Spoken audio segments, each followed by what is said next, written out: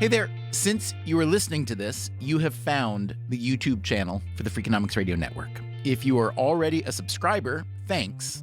If not, I hope you will consider becoming one. All you have to do is hit the button that says, subscribe.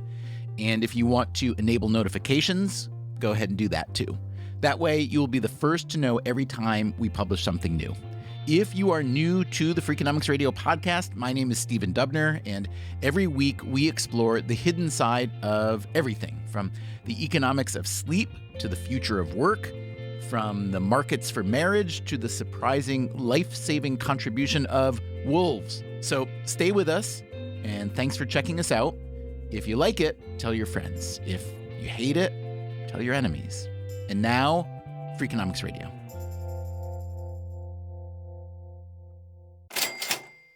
Ned Sharpless is director of the National Cancer Institute.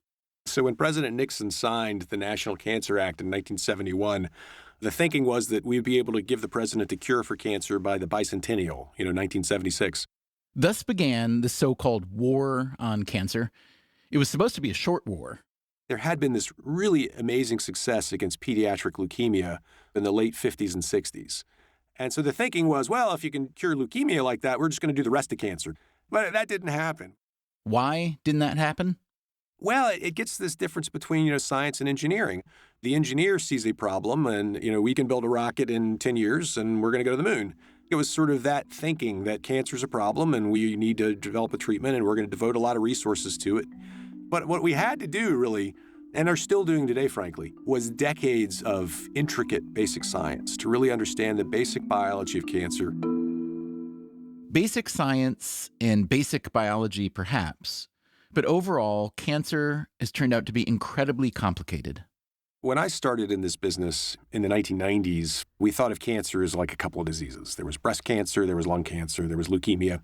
The essential paradigm shift in the last few decades has been that cancer really isn't a small number of entities. It's hundreds or thousands of diseases that each have their own unique epidemiology and treatment and causes and survivorship challenges.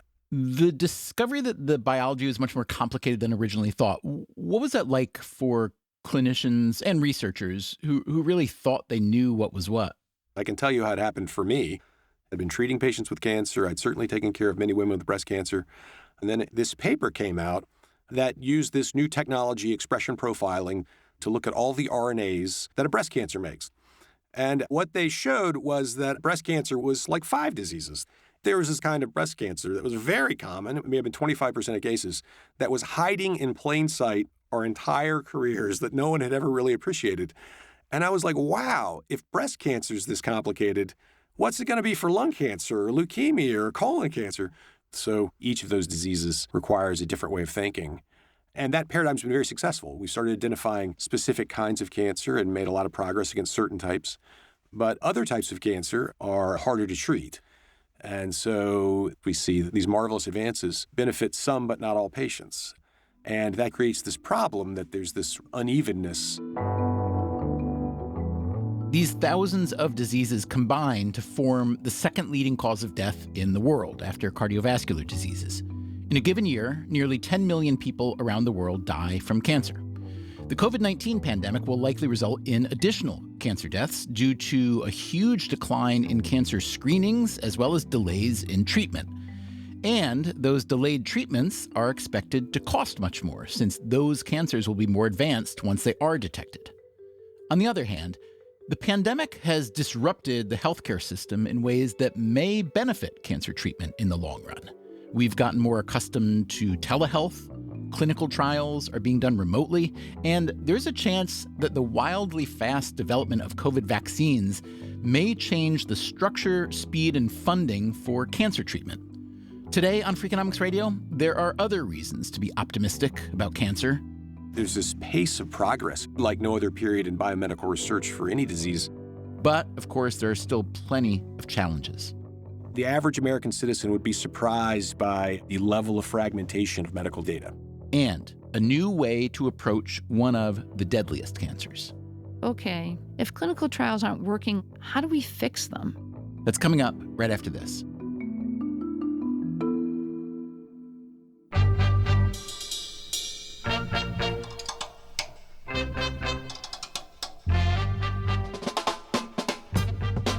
This is Freakonomics Radio, the podcast that explores the hidden side of everything. Here's your host, Stephen Dubner.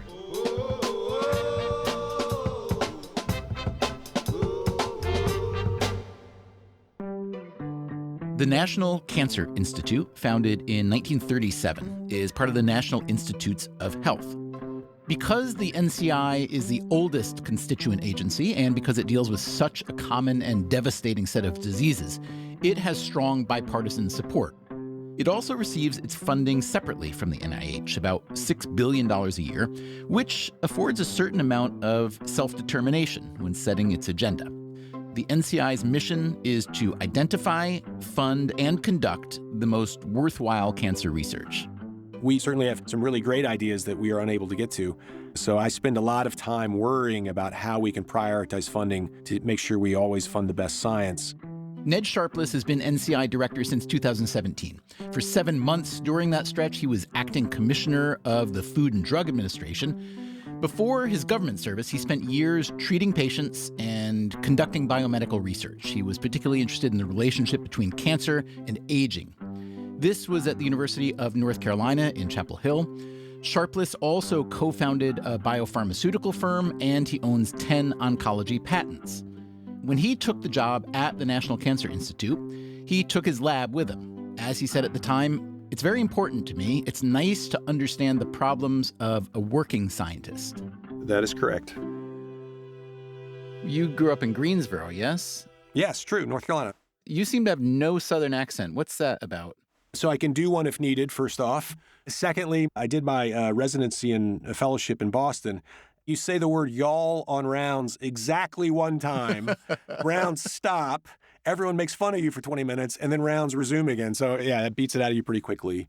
You're one of the few people who's had experience as a researcher, an entrepreneur, the head of a large research institution in charge of grants, and head of the regulator for drugs and medical devices. Having worked in all those areas, how do you see things differently than someone less polymathic than that? The thing that has become very clear to me, that it's a nuanced and hard message to tell, but there's this pace of progress in cancer research. There's really exceptional, like no other period in my life, and maybe like no other period in biomedical research for any disease, but it's hard to talk about because it's so heterogeneous. You can focus on any specific area and say, why is progress slow here or there? But in aggregate, what's happening is really amazing.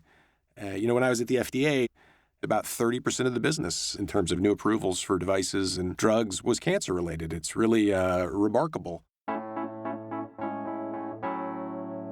Over the past 3 decades or so, the death rate from all cancers in the U.S. has declined roughly 30%. In 2018 alone, the most recent year for which we have data, the decline was 2.4%. That is the biggest single-year decline ever recorded.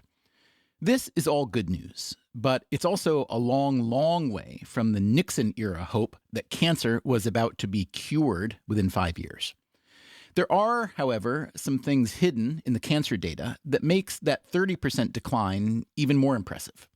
For one, the survival rate for younger cancer patients has improved dramatically. And one reason so many older people are still dying from cancer is that they are not dying from cardiovascular diseases, thanks to a huge drop in mortality there.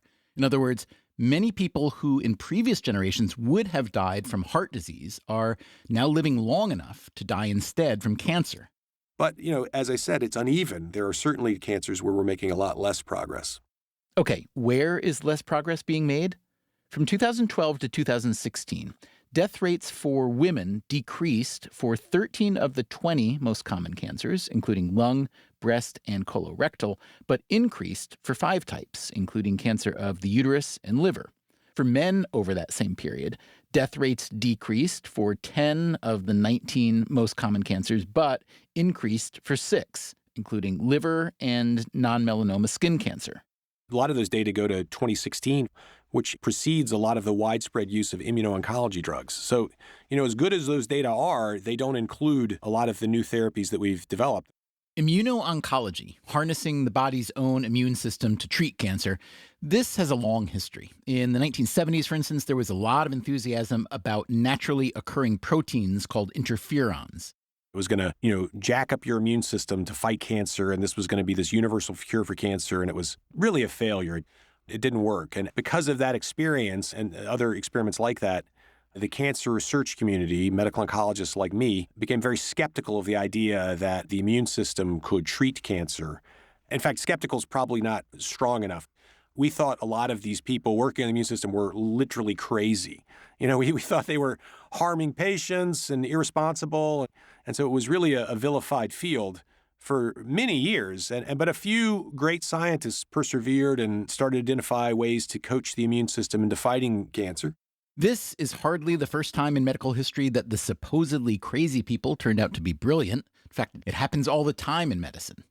In 2016, the Nobel Prize in Physiology or Medicine went to two researchers, Jim Allison and Tasuku Hanjo, for immunotherapy research.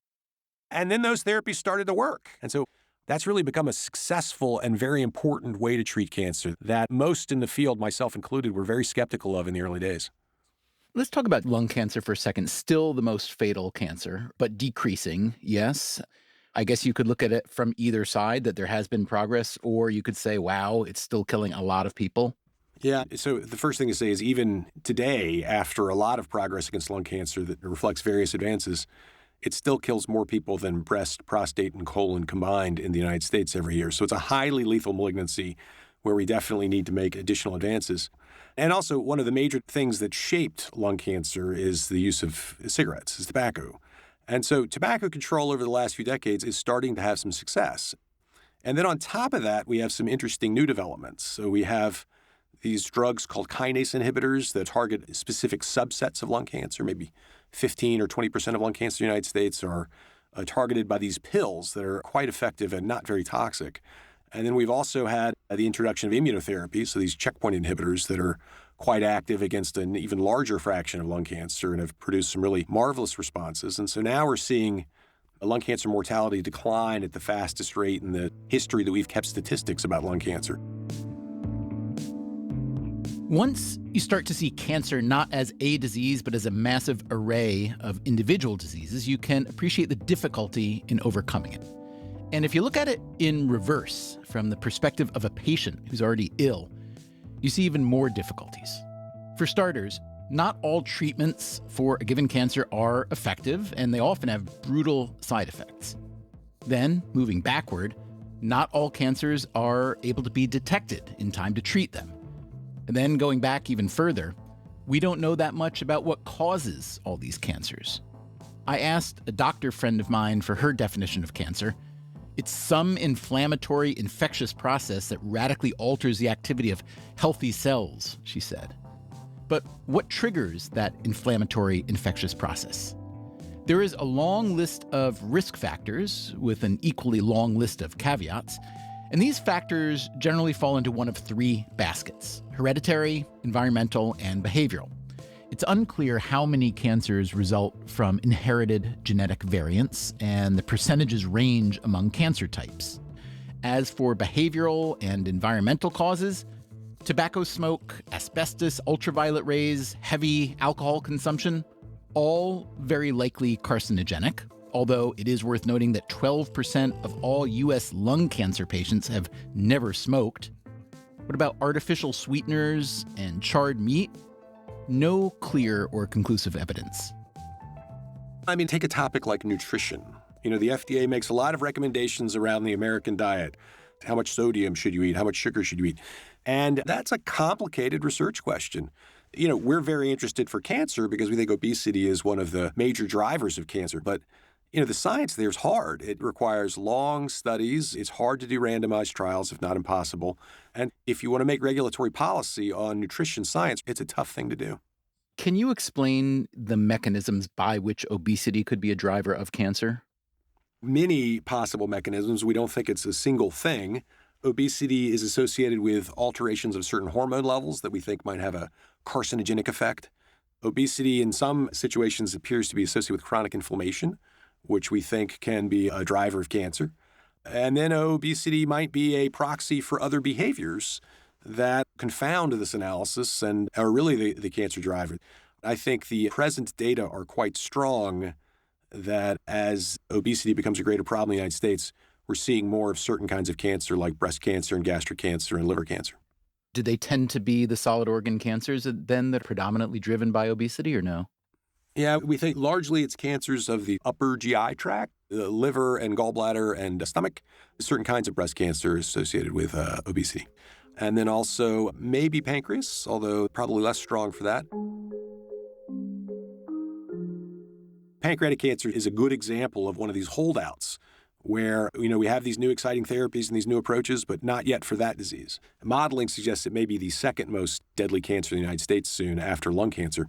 Yeah, let's talk about pancreatic cancer. It seems like it's of particular concern for at least two big reasons. Early detection is hard and treatment is not very successful, yes? Yeah, I'd say it has the two problems you mentioned, and then it has a third problem, which is it's not going down like lung cancer, So it's one that's going up in incidence and where we've made really no meaningful progress in terms of the mortality of that disease. If you look over the last decade, the number of cases of pancreatic cancer in the U.S. has increased maybe about 10,000.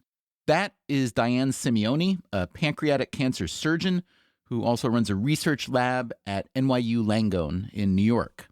This year, it will be about 58,000 people in the U.S. that get pancreatic cancer, or maybe 500,000 people worldwide. Those numbers were actually for last year. This year, they will be a bit higher. Still, the incidence compared to other cancers isn't all that high. That's one reason why pancreatic cancer was historically not well understood. It didn't really attract a lot of attention from funding authorities, such as the NIH. There wasn't a big advocacy group, and so it really was neglected. And almost everybody that got it died. Almost everybody that got it died. And now? It has still a single-digit survival rate of 9%. Some prominent people who have died from pancreatic cancer recently: Ruth Bader Ginsburg, Alex Trebek, John Lewis, Steve Jobs. Pancreatic cancer is typically diagnosed late.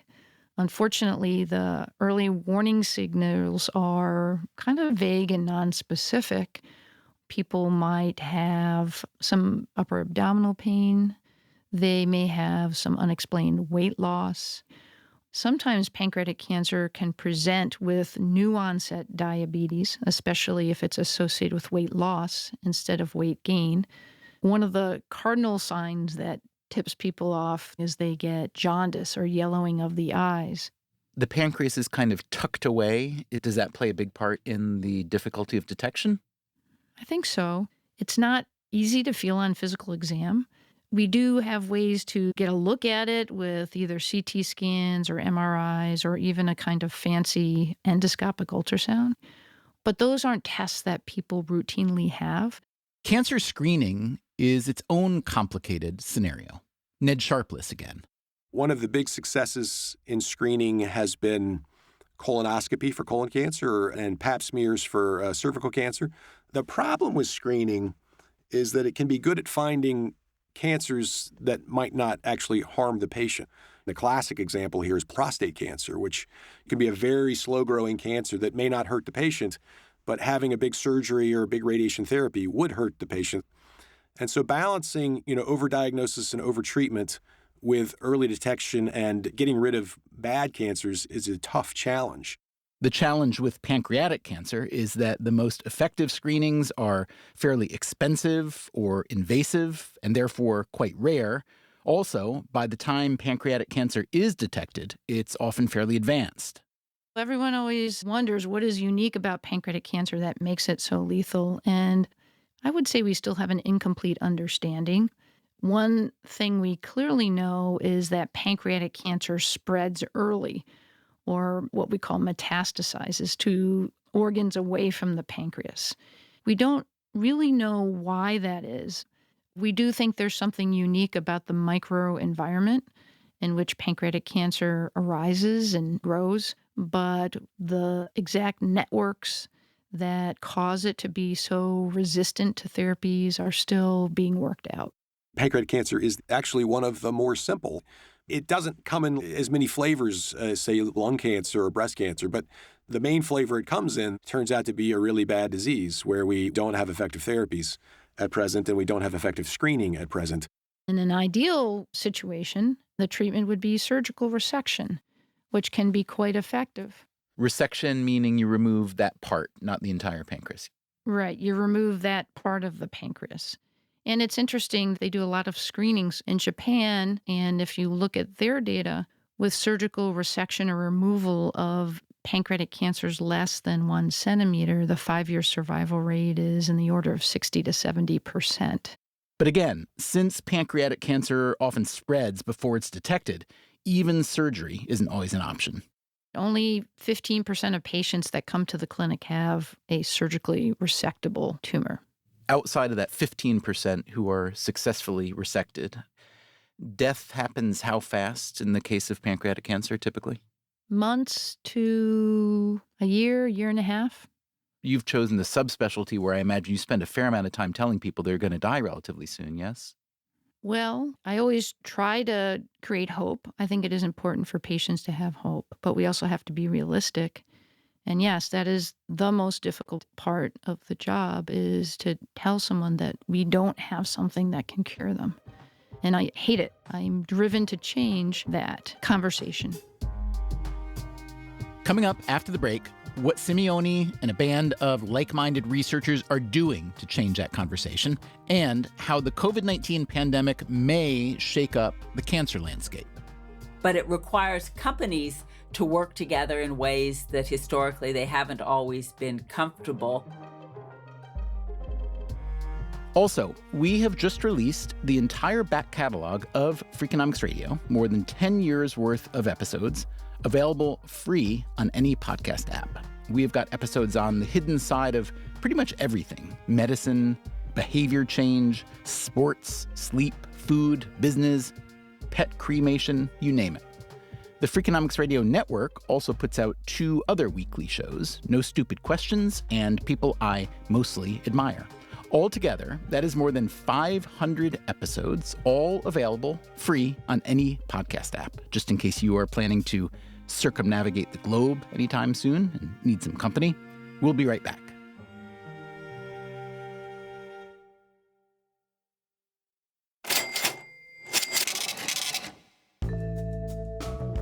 Before the break, we were speaking with Diane Simeone. I'm a surgeon, and I'm also a researcher. I've been studying pancreatic cancer since the mid-1990s. When we first started working on pancreatic cancer, there were very few researchers in the field. Now I go to scientific conferences, and there'll be 600 or 700 researchers there. And that makes a new era for pancreatic cancer. Simeone now practices at NYU Langone Health in New York City. Full disclosure, I got to know Simeone through the treatment of a family member. I was impressed not just with her work as a doctor, but her zeal for busting open the paradigm for a cancer that is particularly hard to detect, hard to treat, and therefore often fatal. She is one of the ringleaders of a new collaborative platform to change how pancreatic cancer research is done on both the diagnostic and therapeutic sides. The straw that broke the camel's back for me is the year before we started on this, there were new immunotherapies out, and there were, I think, 6 different centers doing the same exact single agent trial to see if it worked in pancreatic cancer, and all those trials failed. And of course, no one talking to each other. And they're not talking to each other because why? We all work in our own institutions. Everybody's got their own grants. The incentive system is for individual achievement and not group collective effort. Now, I think that is starting to change, but for really complex problems like what we're talking about for pancreatic cancer, it felt like we just had to rewrite how we work together. And so we embarked upon this effort and built a new clinical trial ecosystem. This ecosystem is called Precision Promise. Precision Promise is what's called an adaptive platform trial. And, it's funny, even if I ask clinicians if they know what that means, a lot of people don't, because it's really a new way to do clinical trials. Precision Promise has been rolled out in collaboration with the Pancreatic Cancer Action Network, or PanCAN, as they're affectionately known, which is a large nonprofit patient advocacy foundation. And the nice thing is they could serve as an honest broker to help bring everyone together. This new platform is already enrolling patients at more than a dozen different hospitals and research centers and hopes to expand to 30 or 40 in the next few years. You can't join this effort unless you're willing to work together and to share data. So data sharing, we thought, was critically important. Yeah, data aggregation is one of my favorite topics. This keeps me up at night. That, again, is Ned Sharpless, director of the National Cancer Institute. I think the average American citizen would be surprised by the level of fragmentation of medical data, that it's not held by any central repository and easily searchable. So the NCI has long been frustrated by our inability to really see what's going on and has developed a number of data sets that try and aggregate the national cancer story to make it more understandable. One of the most successful, actually, is this thing called SEER, which was created back in the 1970s. SEER stands for Surveillance, Epidemiology, and End Results. SEER is a registry of who gets cancer and who dies of cancer, but you can link it to Medicare, which has claims data about how they got treated. But still, you would like more information than that. You'd really like to be able to look at the medical records of patients and understand, what therapies had they had before and what risk factors did they have for cancer. And to get that out of the medical record, that turns out to be complicated. What value would there be in aggregating all that siloed data? What would it actually produce in terms of research understanding and potentially cancer treatment? I personally believe that would be highly valuable because, once you realize that cancer is lots of different diseases, you also realize that large randomized trials are hard to do when you're talking about lots and lots of uncommon cancers. You really need to learn from every patient. You really need to learn what happens to each individual with cancer. So computing power is important. Diane Simeone again. In fact, as part of this effort, the Pancreatic Cancer Action Network has put together a big data team because we realize that power of this is the data that we're going to get from every patient, not only in how they respond to the therapy, but we also have an imaging team looking at the imaging every patient gets, which is going to be standardized across all the sites. And is there information we can glean there? We're going to be doing blood-based tests to see, is there a blood test that will tell us more quickly if we should switch therapies for patients until waiting down the road? How do we best treat pain? How do we best treat nutrition? In fact, patients are all going to get a Fitbit to see how activity and sensors can help in patient care. One area where we've seen some progress in lung cancer is using artificial intelligence to look at the CAT scans of people who smoke a lot. Because we have thousands of these patients, we can train the AI to look at features of that chest CT and say, this person is at increased risk for lung cancer, even though the radiologist would read this as normal. So I think that what you would need to do that in pancreatic cancer is thousands of patients with thousands of MRIs who've been followed for 5 to 10 years. We don't have that data set yet in pancreatic cancer. So one of the things I realized is while there's all this great science going on, we hadn't really innovated in the clinical trial space enough to have clinical trials that could be as impactful as we needed. If you looked at how many patients with pancreatic cancer in this country are on clinical trials, it's only 4% of patients. And you don't get new therapies without seeing if they work through clinical trials. And so we said, okay, if clinical trials aren't working like we need, how do we fix them? If we wipe the slate clean, can we try to design a clinical trial system to take all that great science and change the course of this disease? That, at least, is the promise of the Precision Promise platform that Simeone has been building out with collaborators at a variety of big-time cancer hospitals and research centers. Across the network, there are just 2 control groups of patients who receive what is called standard of care treatment, in this case, one of 2 chemotherapy protocols. The rest of the patients are randomized into one of 4 treatment groups, each receiving a different experimental therapy. So there's less redundancy than there is in separate clinical trials. And if one therapy fails early on, patients in that treatment arm can switch to another group. In theory, the trial can go on forever this way, with failed treatments swapped out for newer ones. That's why this is called an adaptive platform trial. This is a randomized trial, but many large-scale randomized trials have the same number of patients in the control arm and the experimental arm. And for this trial, 30% of the patients are in the control arm and 70% of the patients are in the experimental arms. So that's one area that's quite different. The ability for patients to get multiple therapies has never been done before in clinical trials where both of those therapies can count for FDA approval. This is new territory. Simeone and her collaborators, in fact, reached out to the FDA to help build the Precision Promise platform.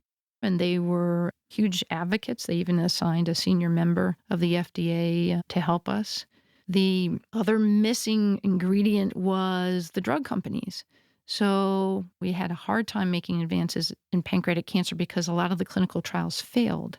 And so pancreatic cancer became a graveyard for clinical trials. But by building this clinical trial ecosystem that had so many advantages to it, we actually were able to reach out to the pharmaceutical industry and bring them on board. So that now we have about 30 different pharmaceutical companies that are working with us. So if a treatment emerges that looks potentially successful, how does this change the timing of FDA approval? It should cut it in half. So it's really a remarkable incentive for the pharmaceutical industry to get on board. We even got the FDA to allow us to do this concept called a lead-in, where a relatively small number of patients, say 20 to 30 patients, could be tested, and the drug company could look at the data and then make a go, no-go decision with a 60-day waiting period. So it de-risks the pharmaceutical industry from investing in new therapies for pancreatic cancer.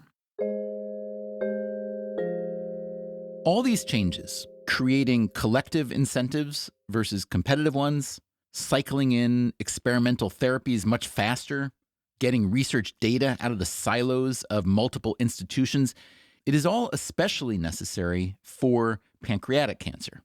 It's not a common enough disease to generate the mountains of data that researchers would like to have, but it is deadly enough to kill most people who get it. I asked Ned Sharpless from the National Cancer Institute about this new approach to clinical trials. He provided a useful history lesson. So when I was starting out as an oncology fellow, most of our trials were heavily influenced by what I call the cardiology paradigm. These are these massive trials that would have like 1,000 patients in Arm A and 1,000 patients in Arm B. And Arm A would get aspirin and heparin, and Arm B would get heparin only, right? And they'd follow these patients for years, and then they would see, oh, the guys who got aspirin did 3% better in terms of the risk of heart attack or, unstable angina or something than the people that didn't. And that would become the new standard, and then the new trial would use that regimen plus the next drug. And, adding 3% here, 5% there, cardiologists made a lot of progress. This is how cardiovascular mortality fell so much, as we mentioned earlier. One trial at a time, subtle changes, large randomized trials over and over again. We tried that in cancer, and it breaks down pretty quickly. That's because there's so much more variation in cancers than in cardiovascular diseases, Sharpless says, as well as more variation in the cause of each cancer. So this sort of fragmentation from the cardiology paradigm, large randomized trials, to these smaller, nimble, sometimes unrandomized trials has been a recurring theme in oncology. So you get allocated to therapy based on the mutations, the molecular genetics of your cancer. So that's really different. And that poses a lot of interesting challenges. One of them is for the FDA, right? The FDA is used to seeing 800-patient randomized controlled, placebo-controlled trials. And now, the developers of these drugs are coming to them. Here, I got like 50 patients with myeloma. They got this drug. All of them responded. In the historical control, like a third of them would respond. All of them has got to be better than a third, so therefore you should approve my drug. And as a regulator, that's a tough challenge. When can you trust this unrandomized design versus when should you insist on the gold standard of purity? The issue that comes up is this one called equipoise, which is the FDA refers to the state at which you can no longer accept the hypothesis that the drug doesn't work. At some point, you pass equipoise, and then we think that it's unethical to not provide that drug to the patient. When there's a successful treatment that comes on market, what usually makes the headlines, if it makes the headlines, is the cost, right? So this is a source of common public outrage that treatments, especially for rare cancers, are extraordinarily expensive. What do we, the public, not understand that you know? Drug pricing is a very complicated topic. I think it defies simple solution. But then there are lots of things that, have this trade-off between stifling the innovation of new medicines because they're expensive to make versus, these immense costs to patients. So I would make a couple of comments. The first one is it bothers me as a physician that any patient with cancer has to choose between their medicine and their rent. That happens in the United States, unfortunately. I feel tremendous empathy for those patients. And I think that when we are able to do something about that, we should, approving more generic medicines. That is something the FDA wants to do. That will lower drug prices eventually, although it can take longer than you would like. Second thing to say is it's very expensive to make new drugs. It's really hard to do. Most of them fail. And it really does cost billions of dollars per successful drug that the pharmaceutical industry always says this is why they have to charge so much. It is true. But let me say one other thing that I think is a really important point, which is that having a drug that works for someone, but which is tremendously expensive, is a better problem than having no drug at all, right? And that's in cancer often what we're talking about. Once you have an expensive drug that works, that becomes an engineering challenge. How do you make that drug cheaper? How do you make another version of it? And we are much more successful at tackling that problem than we are at developing totally new out-of-the-box therapies. Therapeutics are one major goal of Diane Simeone's endeavor, but that is just one goal. As with all therapeutics, and especially for something as vicious as pancreatic cancer, they're more viable when the cancer is detected earlier. So clearly, early detection is the holy grail for pancreatic cancer. There's been a fair amount of effort to try to develop a test, but I will say it's been relatively small scale. It's been scattered, small efforts instead of a concentrated, coordinated one. But there are some moves afoot to change that. Moves afoot to change that and the whole ecosystem around pancreatic cancer, from the root causes to early detection to viable therapeutics, all in the hopes of shifting the curve of one of the most fatal cancers. One of the goals I've put out there for our field is for all of us to say out loud that we're going to have a 50% survival rate for pancreatic cancer in 10 years.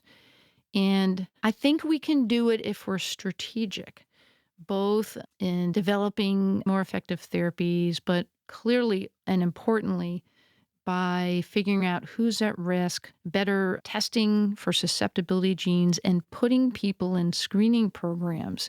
If someone were to develop a pancreatic cancer, it's found when it's much smaller, and the ability to resect it surgically can approach 90% as opposed to the typical 15% we're dealing with now. I think we can get to that 50%. It may be tempting when you look back at the last several decades of cancer research to focus on all the failures. There have been a lot of failures, as there usually are when you're trying to advance science. One big problem in all scientific research is that negative results are often forgotten, even buried. Ned Sharpless of the National Cancer Institute says that's a big mistake, but that it's changing. One of the happy things about the internet era and changes in publication practices is that negative data are getting out better than they used to. So in the old days, you'd do trials and it didn't work and you wouldn't publish it, and then someone else would do the same trial and it wouldn't work. That was bad for lots of reasons. It's bad for the patients, a waste of resources. But now we try to make negative data available, particularly when it involves human subjects. I mean, negative data is some of the most important data to me as a scientist. You expect this to work, and then you try it, and it fails. That can be one of the most informative things that moves biology. So I can give one nice example of this. We have been trying to treat a disease called neurofibromatosis in kids for decades. They're at risk for developing these tumors, and those tumors can turn into cancer, but they can also be very, very disabling. And we did lots and lots and lots of clinical trials. None of them worked. It was really, really frustrating. But now in the last couple of years, we've identified a new therapy, and that therapy is quite effective. It's a pill the kids can take every day. It makes their tumors stop growing, and we think even decreases the risk to turning into real full-blown cancer later. So it's an immense clinical benefit. And if we didn't have all that negative data, if we hadn't known what doesn't work over and over again, we wouldn't have really fully had confidence in this positive result. So the positive result was really empowered by the decades of negative data. Before we go, let me offer one last reason to think that cancer research and treatment may continue to improve. As devastating as the COVID-19 pandemic has been to our lives and livelihoods, it has also spurred one of the most impressive medical responses in history, maybe the most impressive. At least 3 successful vaccines have already been developed in roughly 1/10 the time that a vaccine usually takes. The bench science has been formidable, the clinical trials large and diverse, the regulatory approval as speedy as it gets. Last August, a few months before the Moderna and Pfizer-BioNTech vaccines were given emergency use authorization by the FDA, we interviewed former FDA Commissioner Peggy Hamburg. I asked if she thought that the mechanisms developed and the alliances built in pursuit of a COVID-19 vaccine might prove beneficial for the treatment of other diseases. I absolutely do. I think that some of these advances were already underway to some degree, and we are seeing the real value of systematic attention to the infrastructure for clinical trials, as well as the importance of innovation in how clinical trials are done. Testing multiple different drugs against one placebo arm allows you to learn a lot about a lot of drugs as quickly as you can, with more people getting access to one of the potential candidates with just the one placebo arm. COVID-19, I think, marks a hugely important moment in time when the scientific research community came together across disciplines and sectors and borders in order to collaborate. And I hope we won't lose that spirit of collaboration, because I think it is absolutely essential. But it requires companies to work together in ways that historically they haven't always been comfortable. We also interviewed Tal Zaks, the chief medical officer at Moderna. Though they are now famous for their COVID-19 vaccine, Moderna has also been applying their mRNA technology toward cancer and other therapeutics. I asked Zaks what kind of knock-on effects their vaccine success might have for other treatments. I think from my perch, looking specifically at mRNA technology, it will have done 2 important things. We will have proven the ability of this technology to scale up manufacturing, and that scale up of manufacturing will have implications not just for other vaccines, also for other mRNA medicines coming down the pike. And I think the proof that this vaccine works will translate into a much higher degree of confidence and the probability of success overall for mRNA medicines, as well as the ability to scale them up. I think the broader thing that I hope we all take away from this is the strength of collaboration that this pandemic has forced. I think none of us who are in the throes of doing this will ever go back to business as usual when it comes to relationships and interactions between companies, between government agencies, etc. At least I hope not.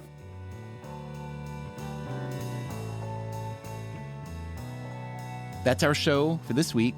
Thanks to all the scientists who took the time to teach us today. Tal Zaks, Peggy Hamburg, and especially Ned Sharpless from the National Cancer Institute and Diane Simeone from NYU Langone and the Precision Promise Project. We will be back with another show next week. Until then, take care of yourself, and if you can, someone else too. Freakonomics Radio is part of the Freakonomics Radio Network and is produced by Stitcher and Renbud Radio. We can be reached at radio@freakonomics.com. This episode was produced by Matt Hickey with help from Daphne Chen. Our staff also includes Allison Craiglow, Mark McCluskey, Greg Rippin, Zach Lipinski, Mary Duduke, and Emma Terrell. We had help this week from Jasmine Klinger. Our theme song is Mr. Fortune by the Hitchhikers. All the other music was composed by Luis Guerra. You can get the entire archive of Freakonomics Radio on any podcast app. If you want to read transcripts or show notes, visit Freakonomics.com. As always, thanks for listening.